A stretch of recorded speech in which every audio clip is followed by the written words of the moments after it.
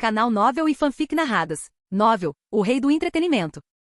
Capítulo 256. Flashback, essa é uma ótima ideia, eu disse, genuinamente impressionado com o conceito. Bruno, o representante da academia de gravação, se animou com os elogios. Obrigado. Venho trabalhando para reunir vencedores antigos e novos do Grêmio há um bom tempo, e o aniversário de ouro pareceu o momento perfeito para isso. É gratificante ouvir isso de alguém do seu nível. Eu conseguia perceber a bajulação de longe. Era o tipo de puxa-saquismo educado ao qual eu já estava acostumado, especialmente vindo de executivos como Bruno. Eles sempre presumiam que eu tinha algum tipo de instinto criativo divino, como se eu não pudesse estar errado. Então, quem você acha que deveria se apresentar comigo? Perguntei, recostando-me na cadeira com genuína curiosidade. Bruno endireitou-se, ansioso para apresentar suas sugestões. Eu estava pensando, Bruce Springsteen ou Bob Dylan. Escolhas admiráveis, respondi pensativamente, assentindo. Você já conversou com algum deles sobre isso? Ele hesitou antes de responder. Não. A questão é que eu esperava que você entrasse em contato com eles. Se o pedido partisse de você, seria mais provável que eles concordassem. Não me importei de fazer isso, na verdade.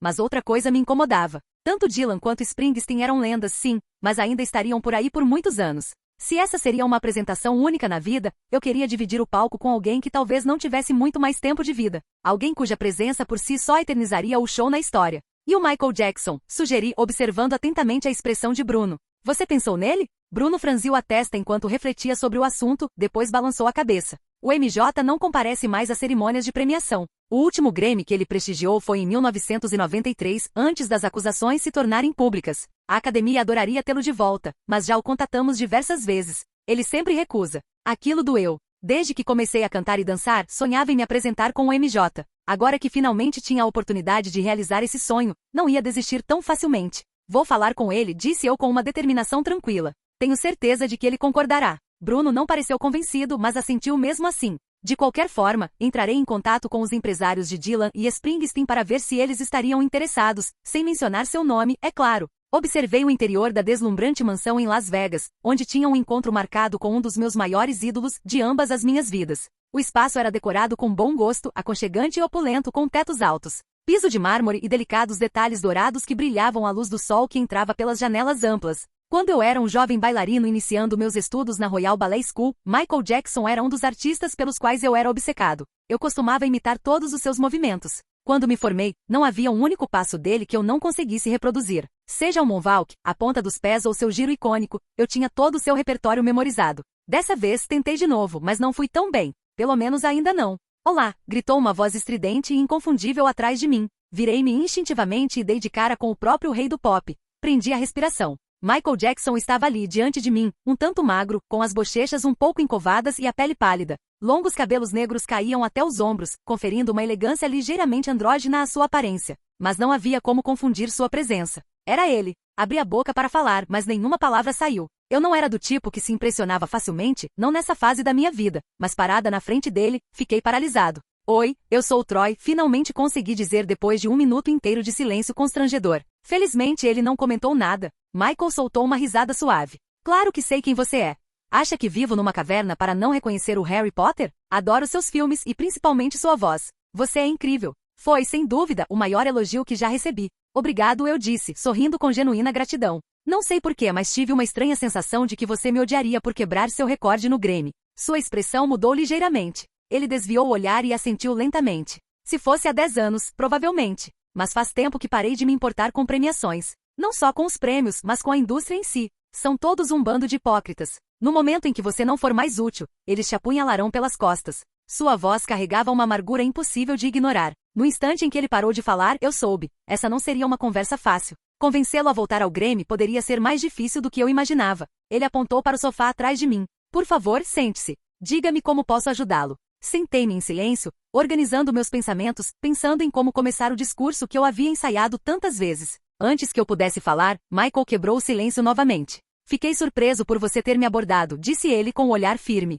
Considerando a instituição de caridade que você apoia e as acusações contra mim. Ele deixou as palavras pairarem no ar, incompletas, com os olhos fixos nos meus. Eu não sabia como responder. Como alguém que foi um dos maiores fãs do MJ no passado, eu deveria ter uma resposta pronta. Mas a verdade é que se alguém me perguntasse se ele era inocente ou culpado, eu não saberia dizer com certeza. Nos anos que se seguiram à morte de Michael, surgiram inúmeros relatos contraditórios, entrevistas, artigos, entrevistas dentro de entrevistas. Chegou-se a fazer um documentário completo com 2 supostas vítimas que haviam testemunhado em sua defesa, apenas para depois alegarem que haviam mentido no tribunal. E então, tão repentinamente quanto deram seus depoimentos, retrataram-se novamente. Era um carrossel de contradições e para alguém de fora como eu, era impossível traçar uma linha clara. No fim, tudo o que me restava era o que estava diante de mim. Michael Jackson estava sentado ali com uma quietude cansada. Seu rosto estava abatido, as olheiras profundas pareciam permanentes. Ele parecia alguém que já havia se acostumado com as pessoas indo embora. E naquele momento, ele realmente acreditou que eu poderia fazer o mesmo. Se ele havia feito aquilo de que era acusado, eu ainda não podia afirmar. Mas eu sabia de uma coisa com absoluta clareza. Naquele momento eu não me importava. Eu estava separando o artista da obra. E somente pela obra eu o amava profundamente. Acredito no princípio da presunção de inocência, disse eu, mantendo o olhar fixo nele. Os tribunais o absolveram. Isso me basta. Michael me estudou por um longo momento, os olhos semicerrados em um cálculo silencioso, como se procurasse qualquer indício de insinceridade. Então, ele assentiu lentamente. Obrigado, disse ele suavemente. Agora, por mais que eu goste da sua presença, deve haver um motivo para sua visita. Principalmente considerando que você deveria estar filmando um filme com James Cameron neste momento. Pesquei, pego de surpresa. Como você sabe disso? Ele deu de ombros, meio sem jeito. A mídia noticiou quando você fez aquelas acusações contra todos aqueles homens. Você esteve em todos os lugares. Dei um pequeno aceno de cabeça concordando com o argumento. Era hora de parar de rodeios e falar sobre o motivo da minha visita. Quero me apresentar com vocês no palco, afirmei claramente. Os olhos de Michael brilharam no instante em que as palavras saíram da minha boca. Na 50ª edição do Grammy, o brilho desapareceu tão rapidamente quanto surgiu. Não, disse ele imediatamente com um tom seco.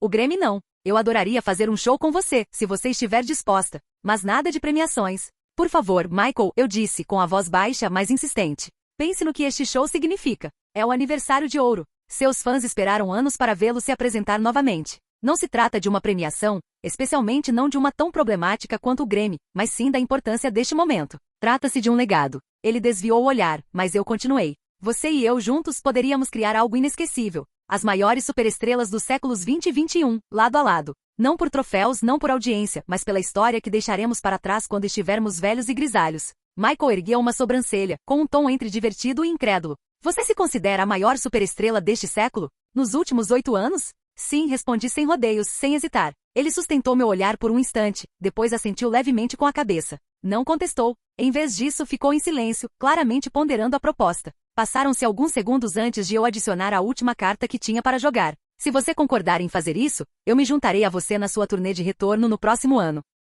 Isso chamou a atenção dele. Seus olhos se arregalaram, apenas por um breve instante, mas o suficiente para revelar sua surpresa. Por um momento ele ficou completamente em silêncio, absorvendo as palavras. Você está falando sério? Perguntou ele por fim, com a voz mais baixa agora, mais cautelosa do que antes. Seria uma honra, eu disse, falando sério. Tenho alguns compromissos com Harry Potter no início do ano que vem, mas assim que terminarem, ficarei mais do que feliz em fazer a turnê com vocês. Michael hesitou apenas por um segundo. Então, lentamente, assentiu. Está bem, eu me apresentarei com você no Grammy. Mas antes mesmo que eu pudesse começar a sorrir, sua expressão se tornou mais séria. Mas precisamos trabalhar na sua coreografia. Ela definitivamente precisa de alguns ajustes. Vindo de qualquer outra pessoa, isso poderia ter me incomodado um pouco. Mas vindo de Michael Jackson, quase interpretei como um elogio. Tenho uma ideia ainda melhor, eu disse, sorrindo. Fim do flashback. No momento em que Michael Jackson subiu ao palco e começou a cantar Rolling in the Deep, a multidão explodiu em aplausos. Todos no Staples Center estavam de pé, muitos com as mãos sobre a boca, incrédulos com o que viam.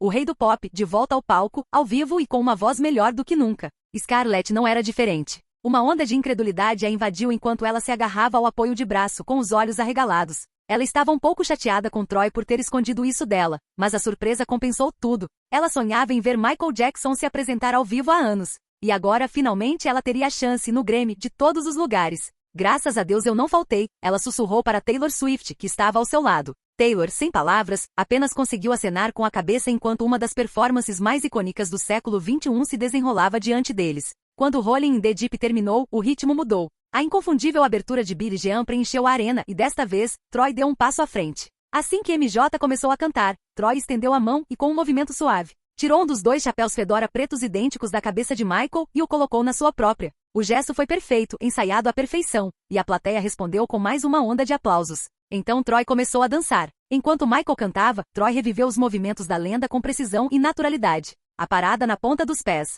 A inclinação de 45 graus. O giro icônico. Cada movimento era fluido, preciso e reverente. Uma homenagem ao homem que estava ao seu lado. A plateia vibrava a cada movimento, como se tentasse superar os aplausos anteriores. Não era apenas admiração, era espanto. Troy estava realizando o impossível bem diante do criador daqueles passos de dança. Mas havia um movimento que ele ainda não tinha feito. Scarlett pressentia que ia acontecer. Ela sentia no peito, como o maestro sente o clímax de uma sinfonia. Ele estava guardando o moonwalk para o final. E como previsto, quando a música atingiu seu clímax, Troy e Michael ficaram frente a frente. Trocaram um olhar rápido, uma sutil demonstração de respeito mútuo. Então Michael acenou levemente com a cabeça. Imediatamente, ambos começaram a fazer o moonwalk, deslizando em direções opostas pelo palco em perfeita sincronia. O movimento era espelhado, suave, leve e hipnótico. Para Scarlett parecia quase um caleidoscópio. Um reflexo vivo, passado e presente dançando juntos. Se antes a multidão fazia barulho, agora o som era ensurdecedor. Parecia que a própria arena ia se desprender do chão com a força dos gritos.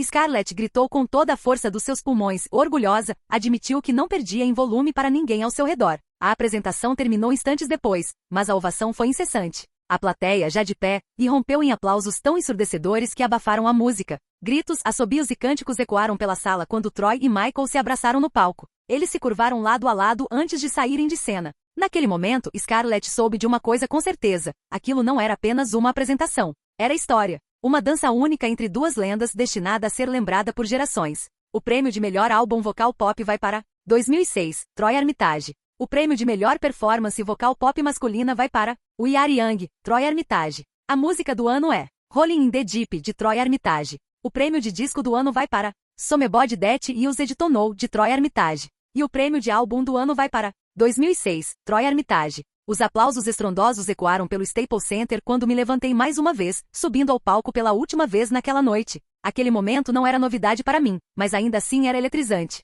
Peguei o microfone, minha mão firme, meus pensamentos já se formando. Seria mentira dizer que eu não esperava por isso, comecei, com a voz calma, mas sincera. Não porque eu soubesse que era melhor, mas porque eu sabia que tinha dado o meu melhor. E eu realmente adorei o resultado. Deixei o silêncio se instalar por um instante antes de continuar. Sempre que termino uma música ou um filme, me faço uma pergunta. Poderia ter feito melhor? Se a resposta for sim, então não me dediquei 100%. Se a resposta for não, paro de me preocupar com o resultado. Mesmo sem este troféu, eu me consideraria um vencedor. E se você está assistindo a isso em casa, lembre-se disto. Só existe um caminho verdadeiro para o sucesso. Trabalho árduo. Dito isso, fiz um último aceno de cabeça para a plateia e me afastei do pódio. Nos bastidores, uma multidão de repórteres e flashes de câmeras me aguardava, ansiosos para capturar declarações e reações. Assim como no ano passado, eu havia conquistado um número significativo de prêmios, incluindo o mais cobiçado, álbum do ano. No total, saí com 8 Grammys esta noite. Somados aos 12 que ganhei no ano anterior, meu total agora chega a 20. Ainda assim, enquanto eu estava sob as luzes ofuscantes e encarava a multidão de jornalistas, tive uma vaga sensação no estômago de que na manhã seguinte, meus prêmios Grammy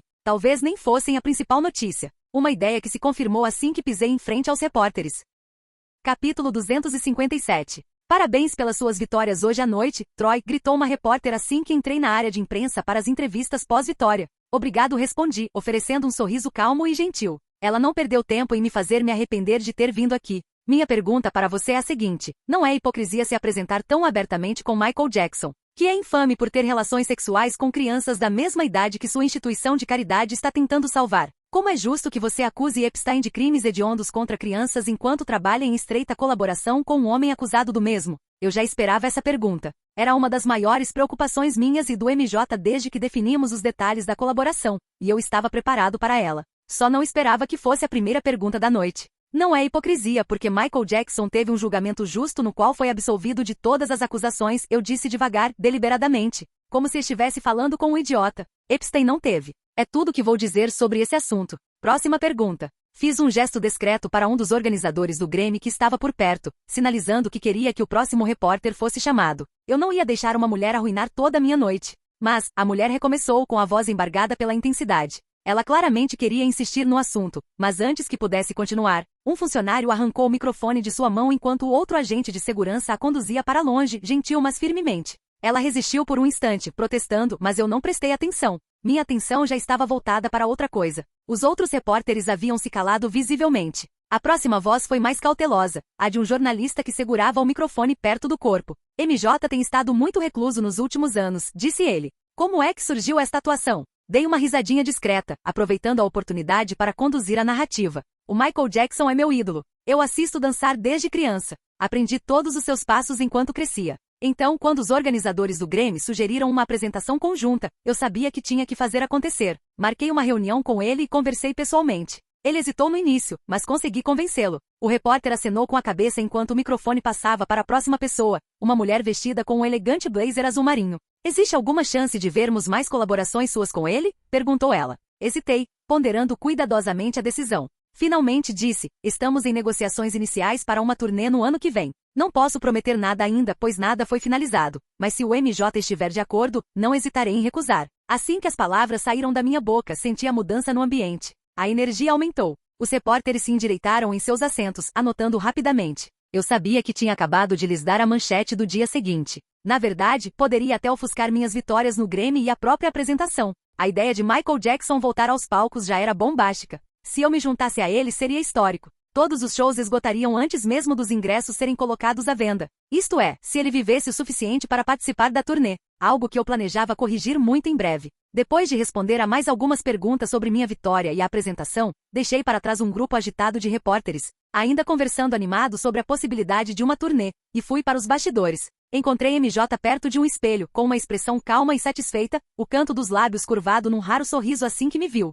Feliz agora? Perguntei assim que ficamos a sós no camarim, longe de ouvidos curiosos e câmeras. Anunciei nossa turnê para o mundo inteiro, então não podia desistir. Agora é a sua vez de cumprir a sua parte do acordo. O sorriso de Michael vacilou um pouco. Eu realmente não acho que preciso de ajuda, disse ele, tentando manter a voz firme. São apenas alguns comprimidos que me ajudam a me sentir melhor. Nada extremo. Balancei a cabeça firmemente. Se você quer meu apoio, faça o que eu digo e entre na reabilitação. Eu sei que não é fácil aceitar ajuda, mas basta dar o primeiro passo. Depois que você começar, não será tão difícil quanto parece agora. Ele expirou lentamente, claramente ponderando sobre o peso das minhas palavras. Após uma longa pausa, assentiu. Certo, farei como você sugeriu. Mas só estou fazendo isso porque quero participar daquela turnê. Sei que a reabilitação não terá nenhum efeito sobre mim. Desde que você se esforce para melhorar, isso ajudará, eu disse com confiança, olhando diretamente nos olhos. Antes que qualquer um de nós pudesse dizer mais alguma coisa, ouvi alguém me chamar pelo nome. Troy. Taylor Swift veio correndo em minha direção com uma animação desenfreada, seu vestido dourado balançando a cada passo.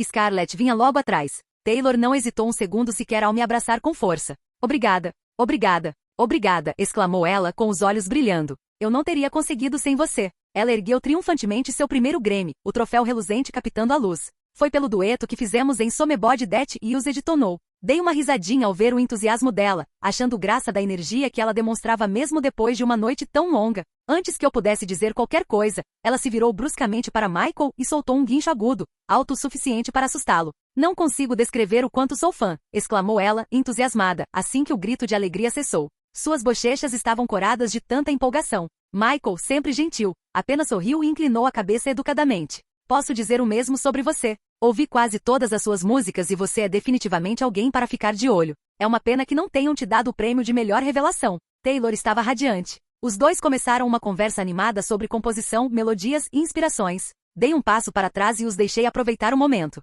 Enquanto isso, Scarlett se aproximou silenciosamente de mim e passou o braço em volta do meu. Sua voz era suave, apenas para os meus ouvidos. Quanto tempo falta para irmos embora? Estou aqui o dia todo e estou cansada. Sem festas depois? Perguntei, um pouco surpresa. Você sabe que eu não bebo mais, graças a você, disse ela com um sorriso cúmplice. E se eu não estou bebendo, não vejo sentido em ir à festa. Eu sorri. E quanto a fazer networking? Você precisa de networking nesta fase da sua carreira? Ela respondeu, arqueando uma sobrancelha. Especialmente em uma festa onde a música é o foco principal. Ela tinha razão. A Warner esperava que eu aparecesse na festa pós-premiação, mas eu não queria ir mais do que ela. Você teria feito o mesmo no Oscar? Perguntei, arqueando uma sobrancelha em tom de desafio brincalhão. Eu te pedi para evitar a festa do Globo de Ouro. Ela retrucou sem hesitar, num tom retórico e presunçoso. Ela tinha razão. Ela não tinha dito nada até então. A cerimônia do Globo de Ouro no início daquele mês tinha sido um espetáculo. Eu estava indicado em 4 categorias diferentes. Uma por produzir, Juno, outra por minha atuação em Superbad, e mais 2 por produzir e atuar em The Night Of.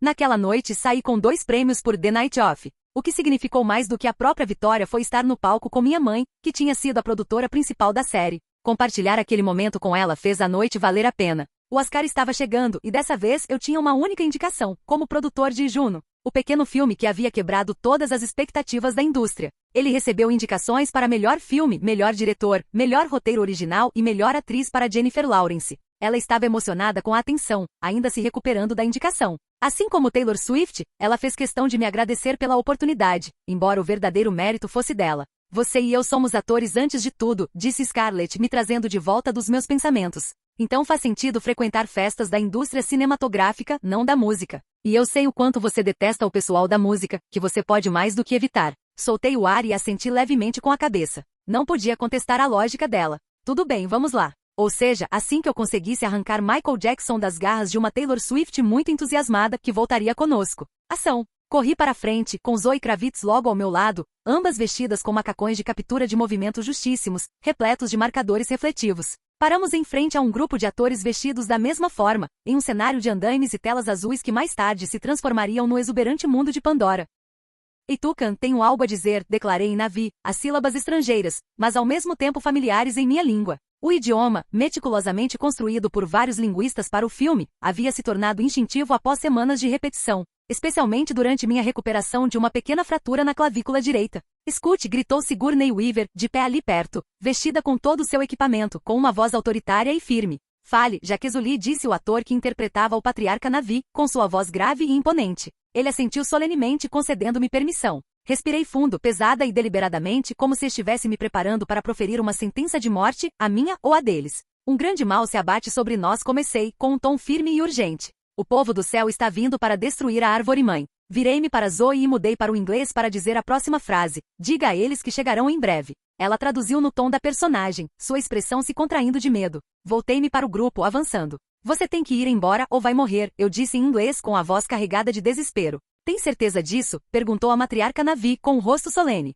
Hesitei. Meus olhos percorreram a multidão de rostos pintados e pontos protéticos. Não havia mais volta. Eles me enviaram aqui para aprender os seus costumes, admiti. Para que um dia eu possa trazer esta mensagem e vocês acreditem nela. Os atores que interpretavam os pais de Neytiri trocaram um olhar de descrença. Zoe, no papel de Neytiri, deu um passo à frente e me empurrou de leve. O que você está dizendo, Jake? Você sabia que isso ia acontecer? Perguntou ela com a voz trêmula de traição. Sim, sussurrei. Veja, no começo eram só ordens, mas depois tudo mudou. Eu me apaixonei, pela floresta, pelo povo Maticaia, por você. Estendi a mão, segurando-a delicadamente pelos ombros, mas ela se afastou. Eu confiei em você, disse ela com a voz embargada pela dor, me empurrando novamente, desta vez com mais força. Eu confiei em você. Confie em mim agora, implorei, desesperada. Saia daqui.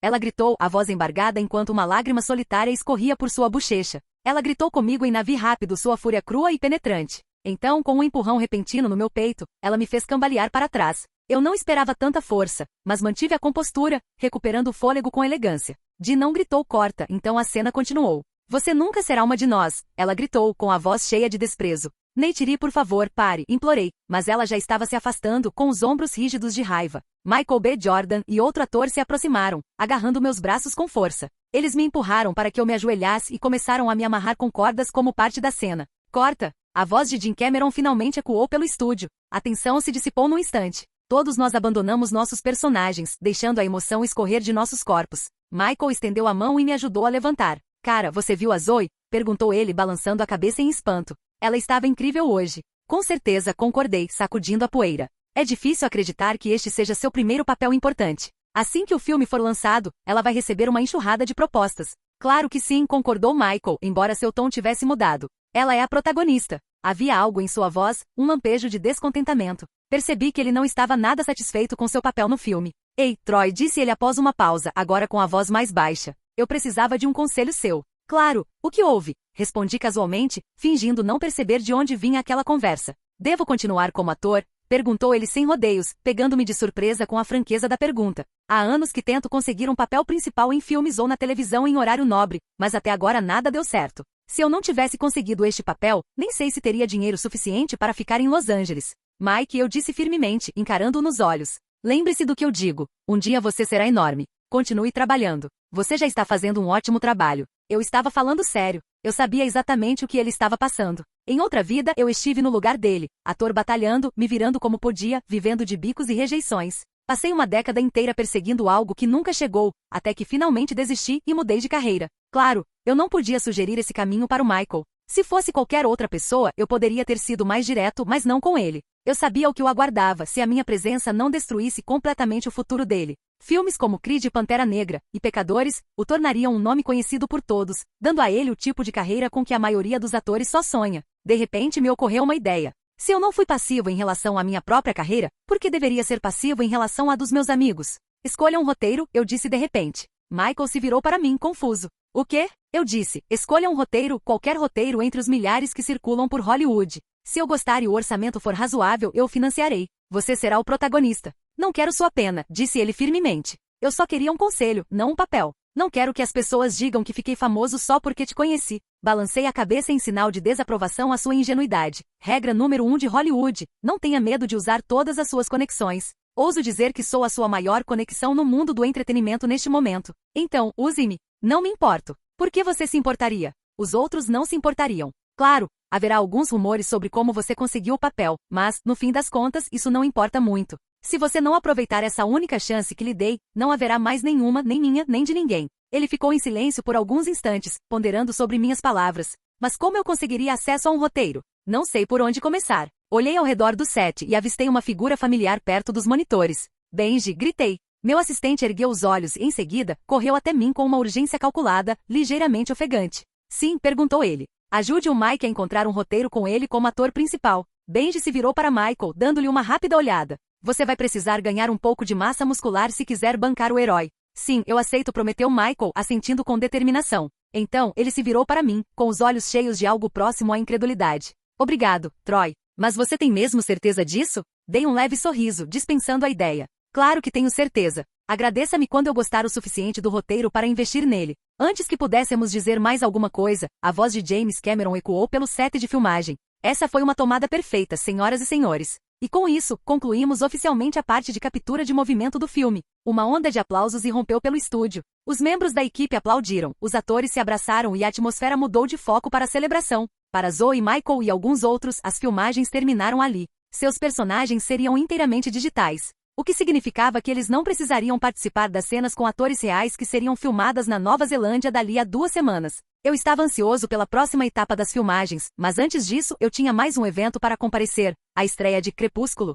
Como assim você não pode dirigir o último é Harry Potter? Perguntou Steve, com a voz carregada de surpresa. Você não gostou do aumento de remuneração que estamos oferecendo? Rian Johnson, sentado em frente a ele em um escritório silencioso repleto de posters de filmes e memorandos do estúdio, simplesmente balançou a cabeça negativamente. Não é isso, respondeu ele calmamente. Estou trabalhando neste meu roteiro original há um bom tempo, e vários produtores demonstraram interesse genuíno. Naturalmente, Troy terá a primeira oportunidade de produzi-lo, mas se ele recusar, já tenho outras opções. Assim como Alfonso fez com Filhos da Esperança, e quero fazer algo pessoal com os irmãos Bloom.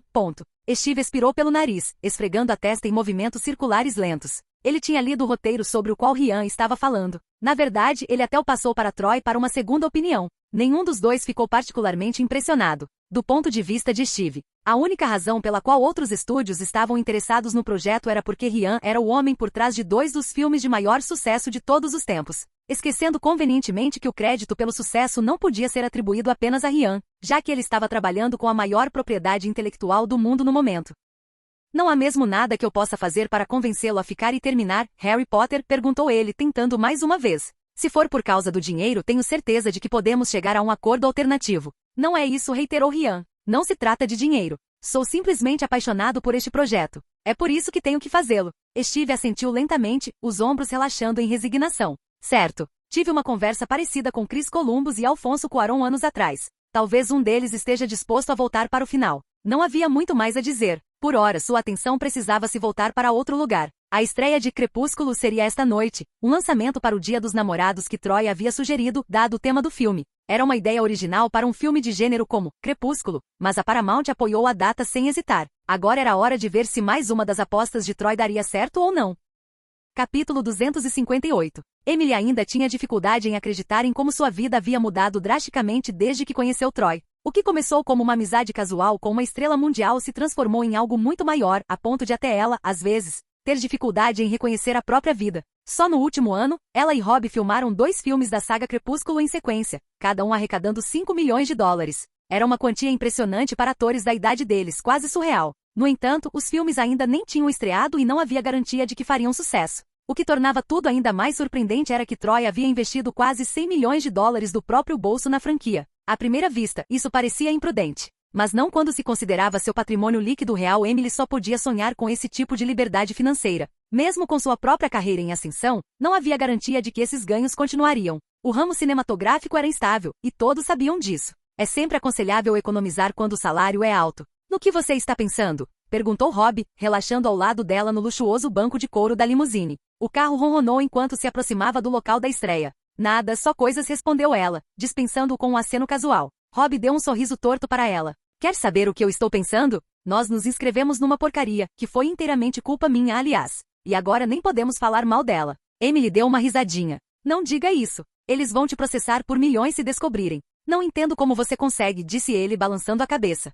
Você nunca tem problema nenhum em falar bem do filme. Eu me sinto um vendido toda vez que abro a boca. Ela deu um sorriso irônico. Eu participei de John Takarmashidai. Aquele filme fez Crepúsculo parecer Shakespeare. A gente se acostuma. Gosto de me considerar uma mentirosa profissional agora. Antes que a conversa pudesse prosseguir, a limusine parou suavemente na entrada do tapete vermelho. Num instante, a porta foi aberta por um manobrista e Rob saiu, vestido com um terno preto impecavelmente alinhado. No momento em que ele surgiu, os flashes das câmeras dispararam freneticamente, capturando cada ângulo. Ele se virou e estendeu a mão para ajudar Emily a sair. Ela o seguiu, seu vestido prateado captando a luz em ondas cintilantes. Se Rob sozinho já chamava a atenção, os dois juntos eram magnéticos. Os fotógrafos reagiram à altura, seus flashes quase cegando. A equipe de marketing de Crepúsculo soube aproveitar ao máximo a química entre os dois na tela, criando uma narrativa que se estendia às suas aparições públicas. O que começou com algumas notícias em tabloides se transformou em editoriais completos em revistas, entrevistas orquestradas e especulações desenfreadas. Durante meses, Emily e Rob foram anunciados como o casal jovem mais badalado de Hollywood. A assessoria de imprensa do estúdio chegou a inventar uma história de origem quase fictícia para o relacionamento deles, alegando que Troy os apresentou em um encontro cuidadosamente orquestrado. Embora não fosse totalmente mentira, a história certamente foi exagerada para atrair o máximo de atenção da mídia. Uma enxurrada de perguntas surgiu de todas as direções assim que pisaram no tapete vermelho. Microfones se projetavam para frente, vozes gritando seus nomes, exigindo comentários sobre o filme, seu relacionamento, suas roupas. Emily ignorou tudo. Sua atenção estava em outro lugar. Em meio à multidão de repórteres e flashes, no extremo do tapete vermelho estava o homem que mudará tudo, Troy Armitage. Ele concedia uma entrevista individual a um repórter, com uma postura impecável em um terno azul marinho, o cabelo penteado para trás e uma expressão serena. Emily sentiu seu olhar atraído por ele, o caos ao seu redor se dissipando como ruído de fundo. Emily cutucou Rob rapidamente com o cotovelo, incentivando sutilmente a segui-la. Eles se desvencilharam da multidão de repórteres e fotógrafos, abrindo caminho em direção a Troy, que ainda conversava com o repórter na beira do tapete. Qual o seu filme favorito lançado nos últimos 5 anos do qual você gostaria de ter participado? Perguntou a repórter, segurando o microfone com uma desenvoltura impressionante. Ah, isso é simples. Filhos da Esperança de Alfonso Cuarón, respondeu Troy sem hesitar. Esse é o meu filme favorito dos últimos 2 anos, sem dúvida. De jeito nenhum. Emily interrompeu antes que pudesse se conter com a voz animada. O meu também. Eu choro toda vez que tiram aquele bebê da zona de guerra. Troy se virou reconhecendo a voz. Seu rosto se suavizou em um sorriso tranquilo, enquanto ele dava um passo à frente e puxava Emily para um abraço caloroso e amigável. Em seguida deu um rápido abraço em Rob também. Olhando para o repórter, Troy disse, acho que você deveria entrevistar as estrelas da noite agora. Não eu. Acenando para Emily e Rob, ele acrescentou, vejo vocês dois lá dentro antes de entrar no local, desaparecendo pelas portas de vidro emolduradas por luzes douradas. A repórter olhou para ele com os olhos sonhadores. Nossa, ainda não consigo acreditar que acabei de entrevistar Troy Armitage. Dá para me beliscar? Emily não hesitou.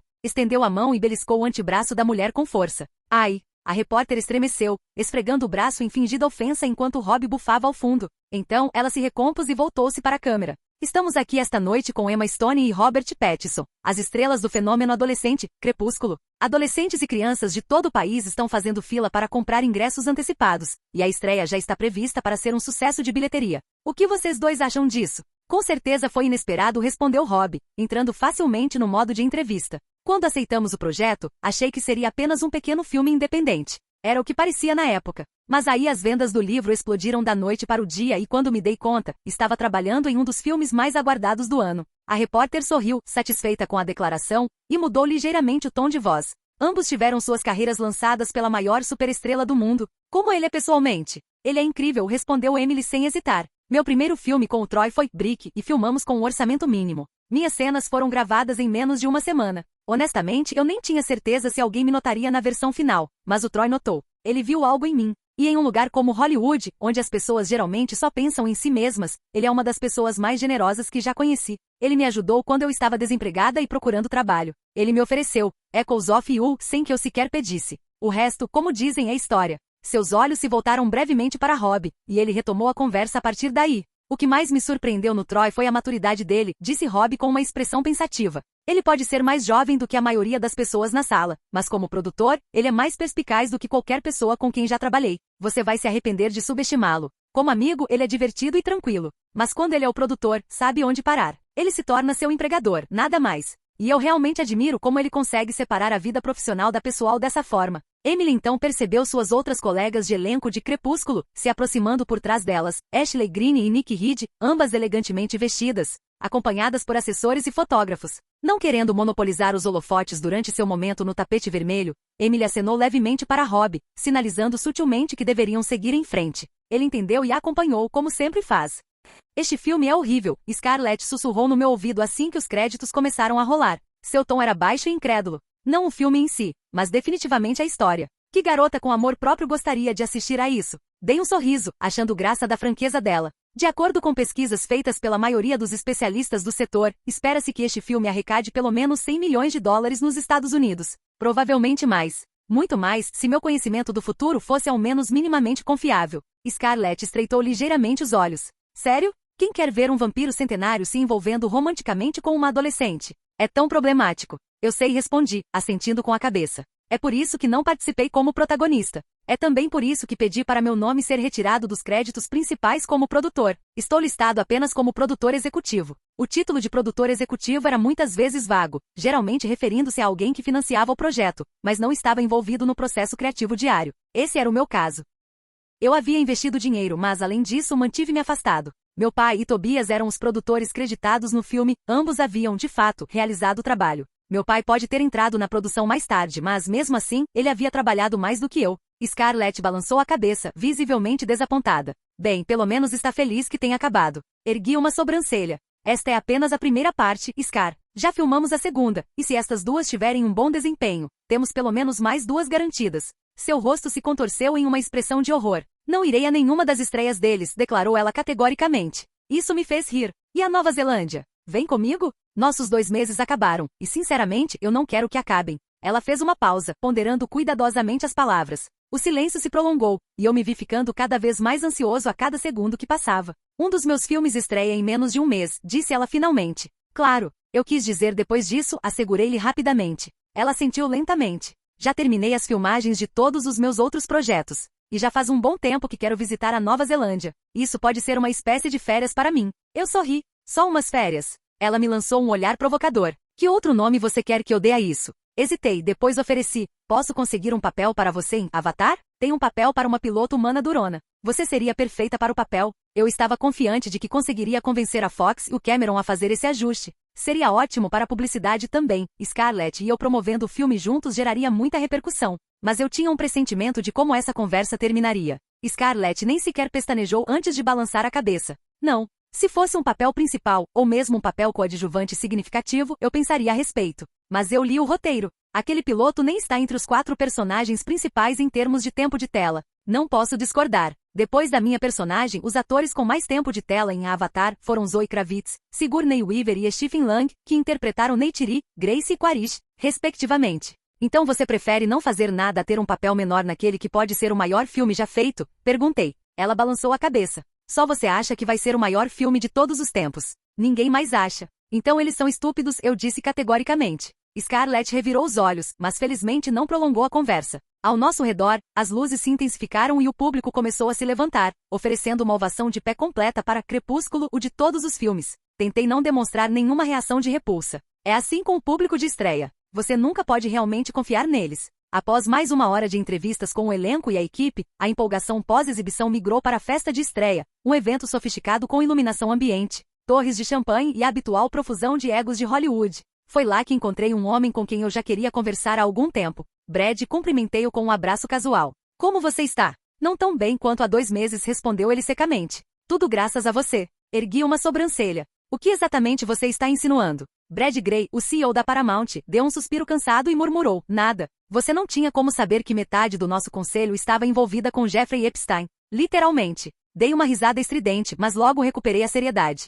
Mesmo que eu soubesse, não teria feito nada diferente. Ele parecia resignado. Eu imaginei. Isso não muda o fato de que nossas ações caíram 35% desde que a notícia veio à tona. Sumner Redstone está me pressionando. Se eu não reverter essa situação logo, ele vai me substituir ou vender a empresa para um dos nossos concorrentes. Honestamente, não sei qual opção é pior. Sumner Redstone era o proprietário de fato da Viacom, a empresa controladora da Paramount. Ele também era dono da CBS, e embora as duas estivessem separadas nessa época na linha do tempo original, o efeito borboleta as manteve sob o mesmo teto aqui. De qualquer forma, fazia sentido que ele estivesse furioso com o escândalo envolvendo o conselho da Paramount. Ele está mesmo decidido a vender? Perguntei, demonstrando um pouco mais de curiosidade do que pretendia. Por quê? Planejando nos comprar? Perguntou Brad com um sorriso irônico. Não respondi imediatamente. Sua expressão mudou instantaneamente.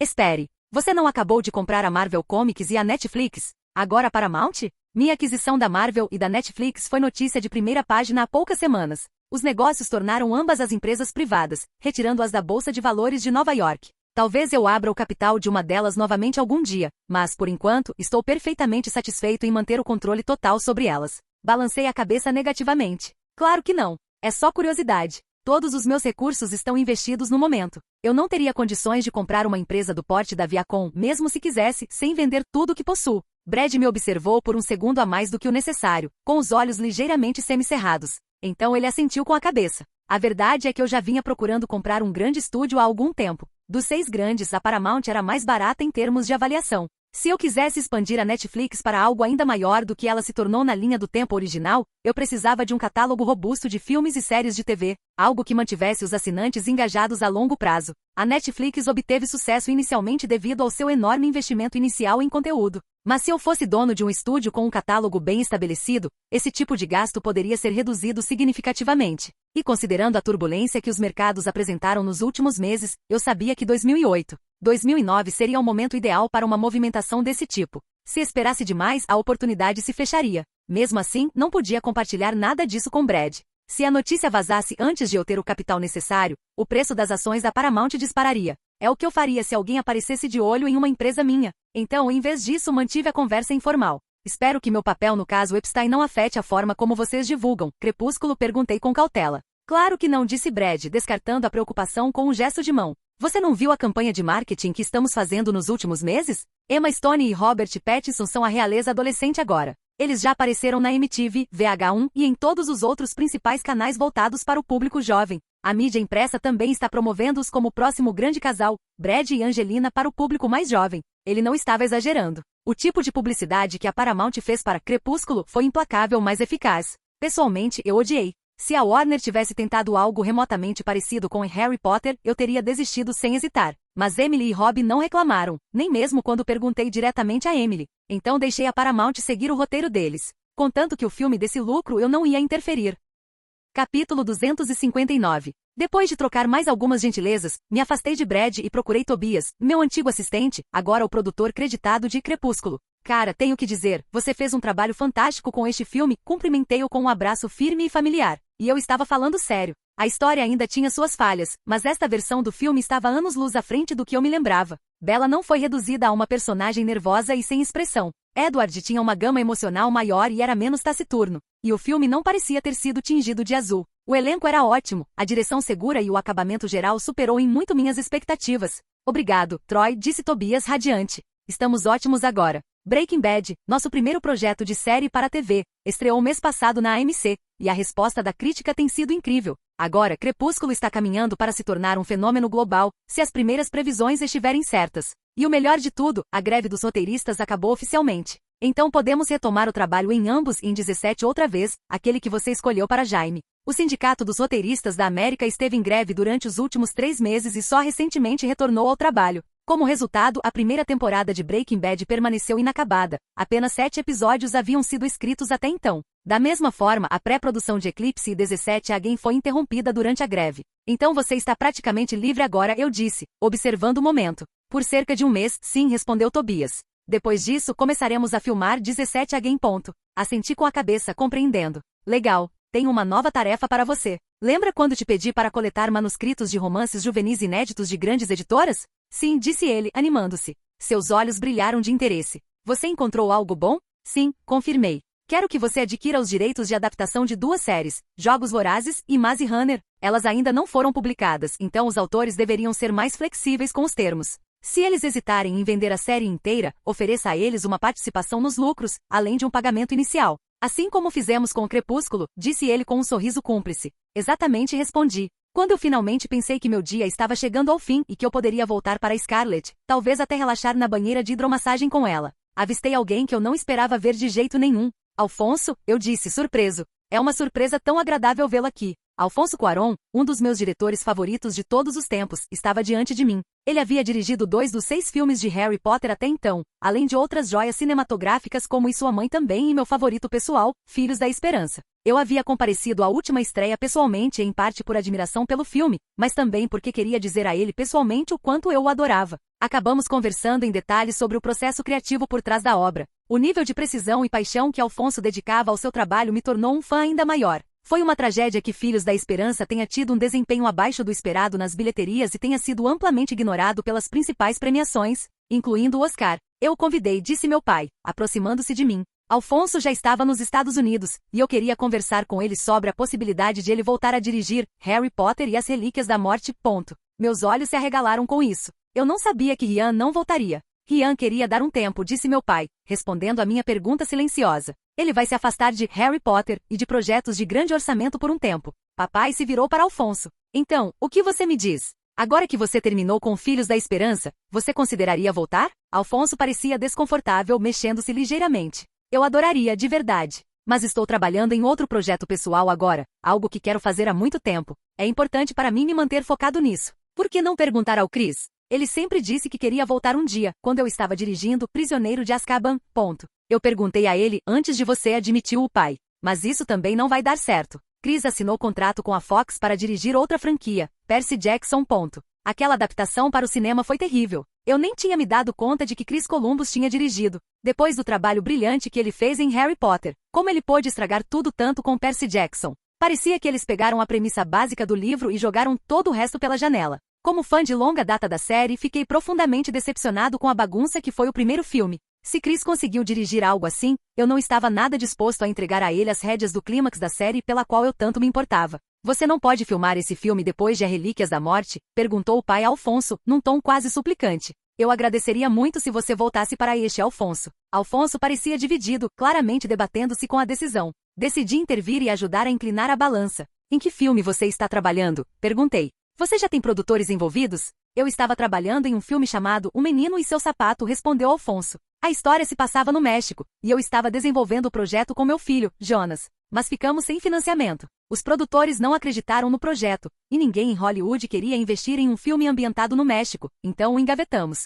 Agora, Jonas e eu estamos escrevendo um novo roteiro, um filme espacial. Ainda estamos desenvolvendo a história, mas deve estar pronto em algumas semanas. E se eu produzisse? Ofereci sem hesitar. Você teria total controle criativo sobre o roteiro, a direção, tudo. Garantiremos o orçamento necessário para efeitos visuais de primeira linha. E o papai pode coproduzir comigo se quiser. Acenei com a cabeça na direção do meu pai. Ele me lançou um olhar indecifrável, impassível, indecifrável, do jeito que só ele conseguia ser em público. Eu sabia que ele teria muito a dizer sobre isso mais tarde. Sem nem saber do que se trata o filme, perguntou Alfonso, genuinamente perplexo. Confio em você, eu disse simplesmente. Depois de ver Filhos da Esperança, sei que você é um visionário. Você não faz filmes por fazer. Você cria arte. Aprovarei o orçamento depois de ler o roteiro completo, mas fora isso, sim, darei sinal verde. Então me inclinei um pouco para frente e acrescentei, mas com uma condição. Você tem que dirigir Relíquias da Morte? Isso é inegociável. Eu até atuaria no seu novo filme se tivesse um papel para mim. Alfonso deu uma risadinha. Essa é uma grande promessa.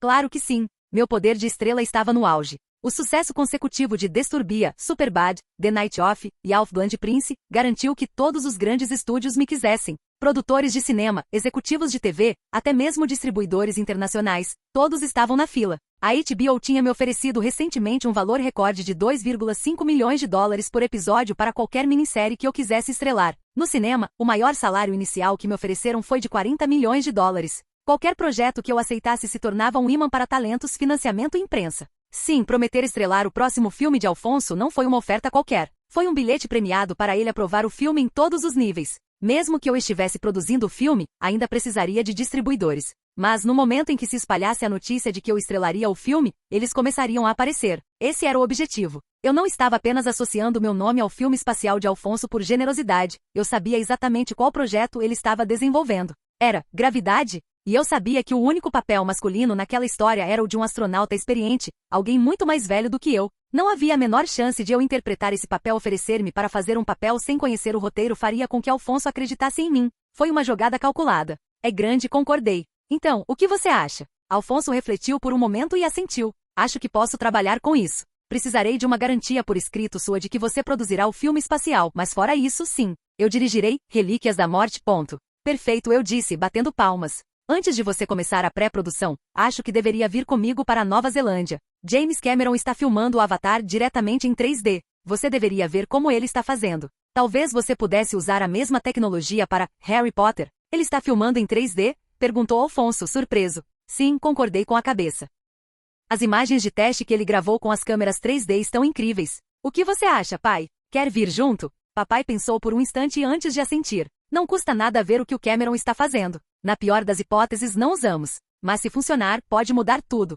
Eu me remexia na cadeira de rodas que a equipe de produção havia providenciado. Embora eu tivesse prometido a mim mesmo que não me entregaria completamente ao método tão cedo, não depois do que fiz para O Cavaleiro das Trevas, eu estava morrendo de tédio aqui na Nova Zelândia. Cheguei apenas 2 dias depois da estreia de Crepúsculo. As filmagens com atores reais de Avatar ainda começariam em uma semana, mas o departamento de figurino precisava de mim antes para as provas de roupa. Scarlett só se juntaria a mim daqui a algumas semanas. Ela estava ocupada com eventos promocionais do seu novo filme. Isso me deixou aqui sozinha, sem absolutamente nada para fazer. Então eu improvisei. Pedi à equipe que me entregasse exatamente a cadeira de rodas que eu usaria para o papel. E desde o dia em que ela chegou, parei completamente de andar. Eu a usava para ir a todos os lugares, com a única exceção do banheiro. Isso era só para manter minhas pernas em movimento, mesmo que minimamente. A experiência foi reveladora. A novidade passou em poucas horas. Meus braços, não acostumados a esse tipo de esforço, se tornaram a única parte do meu corpo a realmente se exercitar. As escadas se tornaram minhas inimigas e, sinceramente,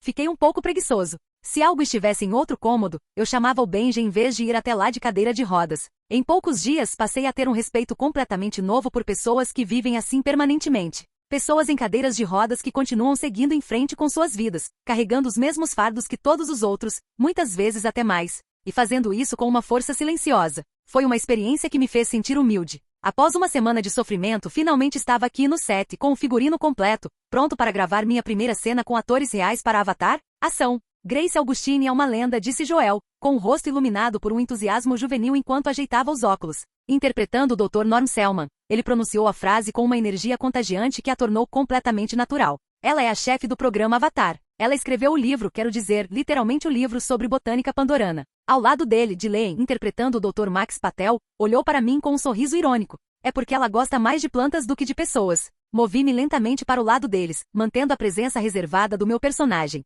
Observando Joel e Ghislaine, não pude deixar de admirar a facilidade com que se entregavam aos seus papéis. Havia algo especial nos atores coadjuvantes experientes. Eles eram a espinha dorsal de cenas como essa. Os atores principais podiam receber a atenção da mídia e o prestígio, mas os atores coadjuvantes eram os verdadeiros profissionais que precisavam acertar em cheio todas as vezes. Algumas tomadas ruins de um protagonista podiam ser perdoadas, mas os papéis coadjuvantes eram substituíveis. Sempre. Aqui está ela, Cinderela de volta do baile, murmurou Ghislaine baixinho, no exato momento em que Sigourney Weaver entrou em cena. Então, virando-se para mim e para Joel, ele disse de forma mais formal, Grace, gostaria que vocês conhecessem Norm Selman e Jake Sully. Norm, disse Sigourney enquanto tirava os óculos. Uma baforada de fumaça subiu do cigarro que ela segurava, enrolando-se em torno de sua cabeça enquanto ela olhava Joel de cima a baixo. Ouvi coisas boas. Como estão seus navios? E assim, sem mais nem menos, ela e Joel começaram uma rápida conversa em navio. Desviei o olhar, fingindo desinteresse, mas na verdade, eu só estava fingindo tédio. Meu personagem não entendia uma única palavra daquela língua estranha. Grace interrompeu Ghislaine antes que a conversa se prolongasse demais. Este é Jake Sully. Senhora, eu disse da minha cadeira, oferecendo um aperto de mão educado. Ela nem sequer deu um passo em minha direção. Sim, eu sei quem você é, ela retrucou. E eu não preciso de um garoto como você. Eu preciso do seu pai, o doutor que se preparou por 5 anos para esta missão. Ele está morto, eu disse friamente. Seus homens se certificaram disso, não é? Ghislaine colocou a mão no meu ombro. Foi um acidente, Jake. Eu o repreendi. Olha, eu sei que sou um incômodo para todos aqui. Mas não estou aqui para tomar o tempo de vocês. Estou aqui porque meu pai adorava este projeto. Ele falava dele o tempo todo quando ligava para casa. Eu só não quero que o trabalho dele seja em vão só porque estou ressentido. Sigourney me encarou por um segundo a mais do que o necessário, claramente ponderando se deveria reagir. Mas em vez de discutir, ela mudou de atitude. Quanto treinamento em laboratório você já teve? Perguntou ela com a voz seca. Uma vez eu dissequei um sapo na aula de biologia, eu disse, tentando parecer prestativa. Ela estreitou os olhos, claramente desapontada. Viu? Rosnou virando-se para Ghislaine. Eles estão tentando nos enganar, mandando crianças para essa missão. Então ela girou nos calcanhares e saiu marchando. Que absurdo! Ela gritou mais algumas reclamações enquanto saía furiosa do estúdio, amaldiçoando a decisão dos militares de me designar para o programa. Ghislaine suspirou. Aqui, amanhã, 8 horas, tente soletrar as palavras difíceis. Isso não vai me fazer parecer 20 anos mais velho, murmurei, com a irritação transparecendo na minha voz. Ghislaine apenas suspirou e se afastou sem dizer mais nada, como todos os outros pareciam estar fazendo hoje. Corta, gritou Jean abruptamente. Ótimo trabalho, pessoal. Então seus olhos se fixaram em mim. Troy, não estou totalmente satisfeito com a sua interpretação. Você poderia ser um pouco mais vulnerável? Preciso de mais raiva, mas não uma raiva infantil. Não uma birra de adolescente. Tem que parecer justificada, como se os militares realmente tivessem lhe feito mal. Assenti em silêncio, já ruminando a anotação na minha cabeça. Muita coisa havia mudado nesta versão de Avatar? Originalmente era um filme direto, onde os personagens serviam principalmente à trama. Mas eu havia sugerido alguns ajustes a Dean enquanto ele reescrevia o roteiro para acomodar um Jake Sully mais jovem. Para o crédito dele, ele realmente implementou muitos deles. Os diálogos estavam mais bem elaborados e as motivações dos personagens mais claras. O ressentimento de Jake em relação à equipe científica, por exemplo, agora tinha um peso pessoal. Seu pai havia morrido em um acidente de treinamento, algo que deu ao personagem uma vitalidade que antes lhe faltava. Até mesmo a dinâmica entre Jake e Neytiri evoluiu. As cenas reescritas deram ao relacionamento deles mais espaço para respirar, mais humanidade. Certo, vamos tentar de novo, eu disse, fazendo um sinal de positivo com o polegar para Dean. Disse e virou, desta vez para um dos cinegrafistas. Não sei o que você fumou antes de vir para cá hoje, mas o ângulo dessa tomada ficou completamente errado. Escute com atenção antes de começar a filmar, entendeu? O cinegrafista assentiu brevemente com a cabeça. O diretor de fotografia rapidamente interveio para ajustar a configuração enquanto Dee explicava novamente a tomada. Notei algo peculiar em Jim Cameron. Ele nunca gritava comigo. Mesmo quando eu errava, mesmo quando a cena claramente não estava funcionando, ele sempre mantinha o tom calmo e profissional. Isso não acontecia com os outros. O temperamento dele era explosivo, capaz de inflamar uma sala inteira se alguém cometesse um erro. Imaginei que tivesse a ver com a minha posição, seja financeira ou profissional. Parecia desagradável, até um pouco injusto, mas o que eu podia fazer? Pedir para ele gritar comigo como todo mundo faz? Isso só pioraria as coisas. Eu não era produtor aqui, o que significava que não podia influenciar o funcionamento das coisas no set. E minar a autoridade do Dee na frente da equipe só criaria atritos desnecessários. Melhor deixar isso para lá. As coisas estavam claramente funcionando bem, então por que criar mais problemas à toa? Mais do que tudo, eu estava animado com a visita de Scarlett amanhã. Se eu soubesse o que a presença dela significaria para mim. Capítulo 260. Que merda aconteceu com você? Scarlett perguntou assim que entrou na moderna casa de praia que haviam alugado em Wellington. O vento lá de fora ainda batia em sua jaqueta, e seus olhos imediatamente se fixaram em Troy, que estava sentado em uma cadeira de rodas perto da mesa de jantar. Nada, respondeu Troy, um pouco rápido demais. Seu tom era defensivo. Por que alguma coisa aconteceria comigo? Também não aconteceu nada quando você caiu daquele cavalo, ela comentou sarcasticamente. E se realmente não aconteceu nada, por que você está numa cadeira de rodas? A Troy riu nervosamente, como se ainda não tivesse percebido do que ela estava falando. Isso. Sim, isso mesmo, concordou Scarlett cruzando os braços. Não me diga que você está tentando usar o método de atuação, vivendo em uma cadeira de rodas exatamente como sua personagem. Os olhos de Troy se voltaram para o chão, recusando-se a encontrar os dela. Scarlett soltou um suspiro profundo e entrou mais, deixando a bolsa cair no sofá. Não quero fazer isso de novo, Troy. Ele ergueu a cabeça bruscamente. De novo. Josh Hartnett, disse ela com a expressão escurecendo ligeiramente ao se lembrar do ex. Ele conheceu Daniel Day-Lewis em alguma premiação, e de repente, resolveu se entregar completamente ao papel. Não melhorou muito a atuação dele, mas tornou minha vida um inferno. Nenhuma mulher quer chegar em casa e descobrir que o parceiro trouxe trabalho da maneira mais irritante possível. O quarto ficou em silêncio por um instante. O único som vinha do distante quebrar das ondas lá fora, pela janela. Eu continuo sendo basicamente eu mesmo, disse Troy por fim, com a voz baixa, mas firme. Só que em vez dos meus pés, vou usar uma cadeira de rodas. Qual o problema nisso? Você diria o mesmo se eu perdesse as pernas amanhã? Você me deixaria então? Claro que não. Scarlett atravessou o espaço entre eles, colocando as mãos delicadamente nos ombros dele. Mas não se esqueça, você não perdeu as pernas. Falar em hipóteses assim não é justo. Troy abriu a boca, claramente pronto para discutir, mas Scarlett não o deixou.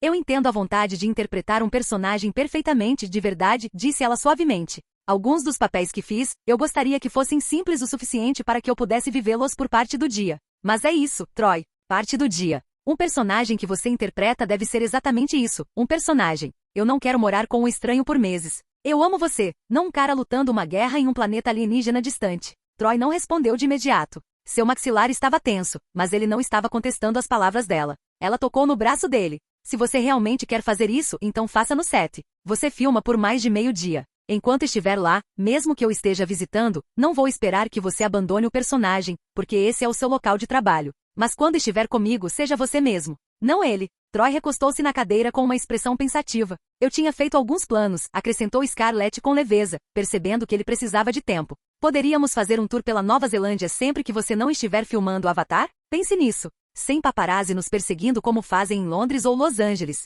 Ela bocejou de repente, cobrindo a boca. Estou com jet lag da viagem e preciso dormir. Fique à vontade para se juntar a mim se quiser. Isso finalmente provocou uma reação. O rosto de Troy se iluminou, seu semblante sombrio anterior esquecido por um instante. Ele se levantou rapidamente da cadeira de rodas, exibindo um sorriso. Agora sim. Scarlett riu das travessuras de Troy, divertindo-se apesar de si mesma. Balançando a cabeça, disse, estou cansada. Então, a menos que você esteja aqui só para receber carinho, fique aí. Troy deu de ombros, indiferente. Ainda é um pouco cedo para minha hora de dormir, mas eu adoro ficar de conchinha com você. Tipo o Edward de Crepúsculo, eu adoro te observar dormir. Scarlett gemeu, fazendo uma careta de falso desgosto. Por favor, não se compare ao Edward. Troy caiu na gargalhada, claramente satisfeito com o quanto aquilo a irritava. Ela sabia exatamente o que ele estava fazendo, provocando-a para obter uma reação, e estava funcionando. Mesmo assim, dois podiam jogar esse jogo. Tudo bem, disse ela com um tom malicioso. Então vamos nos abster de sexo antes do casamento. Não era essa a filosofia de Edward?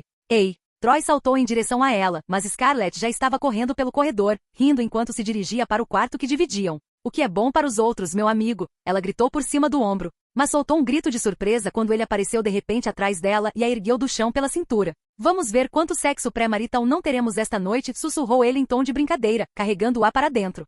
Corta, imprime, verifica o portão. A voz de Dee ecoou pelo amplo estúdio, encerrando oficialmente as filmagens do dia. A equipe começou a se movimentar no ritmo habitual pós-gravação, ajustando equipamentos, conversando, preparando-se para ir embora. Permaneci no mesmo lugar, parado ao lado do set, enquanto Alfonso analisava a configuração de iluminação e o posicionamento da câmera. A cena que tínhamos acabado de filmar nem sequer incluía a minha personagem, mas mesmo assim fiquei no set mais tempo do que o habitual. O meu pai estava a visitar-me, juntamente com o Alfonso e o Jeff Robinov, o recém-nomeado presidente da Warner Bros. Pictures. Senti que era importante estar presente. Então, o que você acha? Perguntei, observando Alfonso atentamente enquanto ele contornava um trilho de dolly para examinar o equipamento de câmera dupla. É maravilhoso, disse Alfonso, assentindo com genuína admiração. Não imaginava que conseguiríamos filmar algo tão simples com duas câmeras lado a lado e ainda assim parecer tão orgânico. Essa profundidade 3D é sutil, mas imersiva. É genial. Concordo, disse papai, com a voz carregada de orgulho. Os dois homens se voltaram para Jeff, que estava de braços cruzados com uma expressão cética no rosto. É só um truque, respondeu Jeff com um tom desdenhoso. Um bom filme não precisa disso. Já temos uma história forte, e as pessoas vão assistir por causa dela. Claro, os ingressos em 3D são mais caros, e do ponto de vista comercial, eu entendo por que deveríamos fazer isso. Mas poderíamos converter as imagens na pós-produção por uma fração do custo. E mais rápido também. Observei Jeff por um longo momento, ponderando cuidadosamente suas palavras. Dick Parsons havia me avisado meses atrás que em breve deixaria o cargo de CEO e presidente da Warner. Eu esperava que não, mas essa esperança claramente se mostrou vã. Eu gostava do Dick. Nos dávamos bem, e ele realmente amava cinema, entendia seu peso cultural e valor artístico. Jeff, por outro lado, era um homem de negócios de cabo a rabo. Pelo menos era essa a impressão que eu tinha dele. E se havia uma coisa em que eu confiava em mim mesmo, era na minha capacidade de ler as pessoas. Isso não é verdade, senhores, interrompeu Jim, juntando-se a nós depois de entregar seu fone de ouvido a um assistente de produção. Ele parecia calmo, mas assertivo. Não é um truque. O 3D nativo está anos-luz à frente do 3D convertido posteriormente.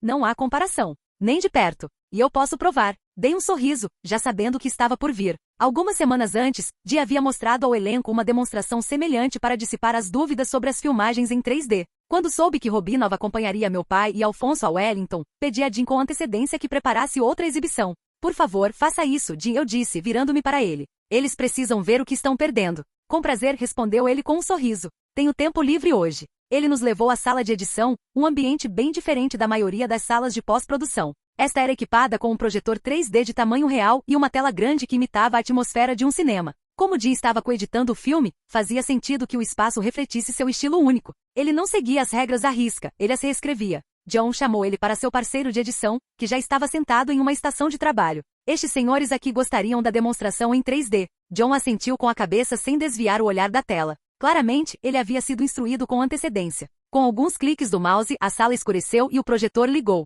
Cada um de nós recebeu um par de óculos 3D e em segundos, a tela se iluminou com um vídeo em alta resolução. A imagem mostrava uma floresta serena. Árvores altas projetavam longas sombras, seus troncos cobertos de musgo. Um leão caminhava pela vegetação rasteira, serpenteando silenciosamente entre as árvores. Raios de sol filtravam-se do alto, e o leão parou para olhar em sua direção. O vídeo durou apenas cerca de 2 minutos, mas foi concebido para impressionar.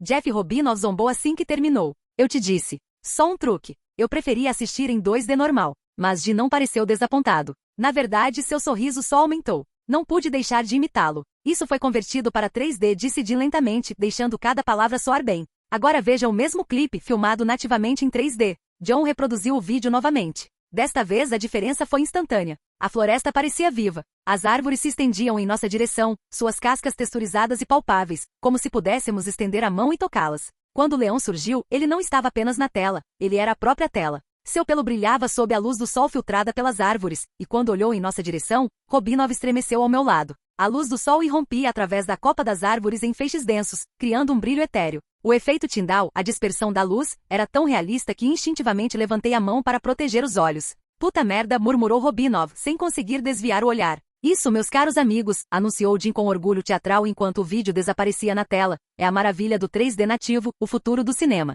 Eu adoraria ver mais cineastas usando essa tecnologia. Assim que eu terminar Avatar, o mesmo equipamento estará disponível. Poderíamos até usá-lo para Harry Potter. Poderíamos dividir os custos e seria eficiente para ambas as produções. Essa é uma ótima ideia, disse o pai imediatamente, virando-se para Jeff. Algo que espero que Warner aprove. Jeff não respondeu imediatamente. Ele olhou para Alfonso com uma expressão pensativa. O que você acha? Preferiria isso ao método convencional de tiro? Ainda não posso dizer, admitiu Alfonso. A tecnologia é impressionante, mas as necessidades de produção de Harry Potter são muito diferentes das de Avatar? Se Jim não se importar, eu gostaria de passar algum tempo no set para ver a logística. Eu adoraria que você estivesse aqui, respondeu Jim sem hesitar. Claro que sim. Se Alfonso aprovasse, isso poderia economizar milhões para Avatar em custos compartilhados de equipamentos.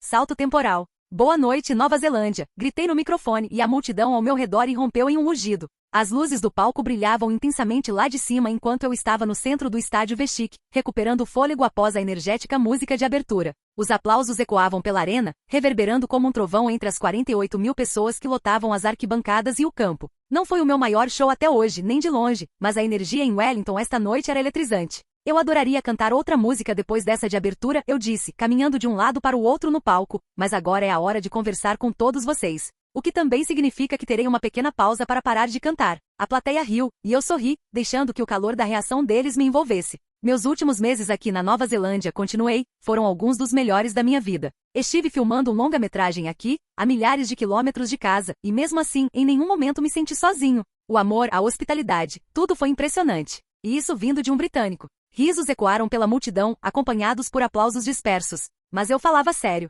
Não era só conversa fiada. Esses meses na Nova Zelândia tinham sido realmente especiais. Mesmo ainda tendo seguranças particulares, eu me sentia mais seguro andando pelas ruas daqui do que em qualquer lugar em Londres, Nova York ou Los Angeles. Scarlett e eu fazíamos viagens de carro quase todo fim de semana, e onde quer que fossemos, as pessoas eram gentis, respeitosas e, o mais importante, normais. Eu ainda era reconhecido, claro, mas não era aquele tipo de atenção frenética e sufocante a que eu estava acostumado. Eu adorei, pra caralho. Este país me proporcionou uma paz que poucos lugares conseguiram. Um pequeno oásis de tranquilidade em meio à loucura de Hollywood. Urbano, mas não caótico. Natural, mas não isolado. Eu já havia comprado uma casa aqui perto da praia. Eu estava decidido a voltar. Olhei de relance para a área VIP perto da frente do palco. Scarlett estava lá, sorrindo para mim, o rosto iluminado pela luz do palco e pelos telões de LED gigantes.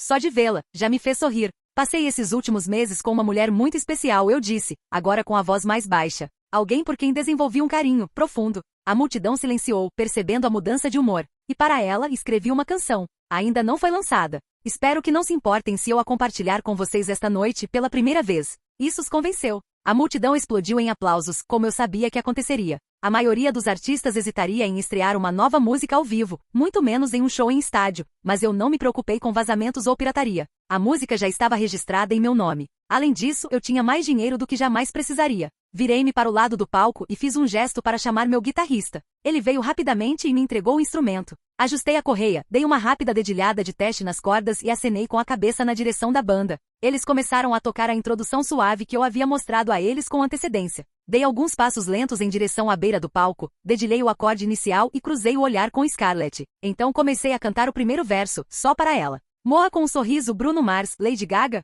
Eu acabei de acordar de um sonho, onde você e eu tivemos que nos despedir, e eu não sei o que tudo isso significa. Mas como sobrevivi, percebi. Para onde quer que você vá, eu o seguirei. Ninguém tem garantia do amanhã. Então eu vou te amar todas as noites como se fosse a última noite. Como se fosse a última noite. Se o mundo estivesse acabando, eu gostaria de estar ao seu lado. Se a festa tivesse acabado e nosso tempo na Terra tivesse chegado ao fim, eu só queria te abraçar por um instante e morrer com um sorriso. Se o mundo estivesse acabando, eu gostaria de estar ao seu lado. Assim que o acorde final se dissipou no silêncio, o estádio irrompeu em aplausos estrondosos. Os gritos ecoaram pelo local a céu aberto, mas meu foco permaneceu em apenas um rosto na multidão. Scarlett. Ela ficou paralisada por um instante na área VIP, com uma expressão de profunda angústia e as bochechas coradas num tom carmesim intenso, a mesma cor do seu nome. Então, sem hesitar, deu um passo à frente com passos firmes. Os seguranças na base do palco a reconheceram imediatamente e se afastaram sem protestar. Os aplausos da plateia só aumentaram à medida que ela subia, mas naquele momento, nenhum de nós se importava com o barulho ou com o espetáculo.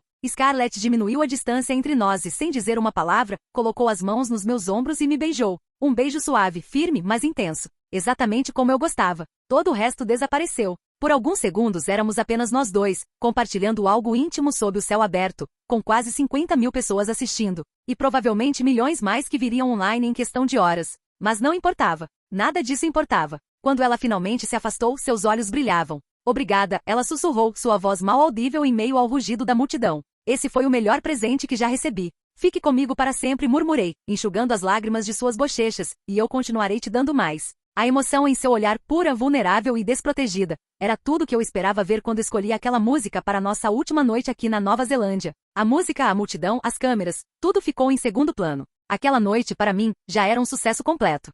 Christian Bale estava à beira de um ataque de nervos. Sentado rigidamente em mais uma coletiva de imprensa para seu próximo filme, ele tentou manter a expressão composta enquanto mais um repórter lhe lançava a pergunta. Então, você poderia ao menos me dar uma dica de quem é o Coringa? Perguntou a mulher à sua frente, com a voz baixa e sedutora, como se pudesse arrancar a resposta dele com seu charme. Mesmo que Christian fosse ingênuo o suficiente para cair nessa tática, ele ainda não poderia dar a ela o que ela queria, porque ele realmente não tinha ideia. Eu realmente não sei, respondeu ele, recitando a frase que já havia ensaiado centenas de vezes. Todo o elenco e equipe assinaram acordos de confidencialidade, mas mesmo assim, o ator que interpretou o Coringa nunca revelou sua identidade a ninguém, exceto a Chris Nolan. Então, se você quer perguntar a alguém, pergunte a ele.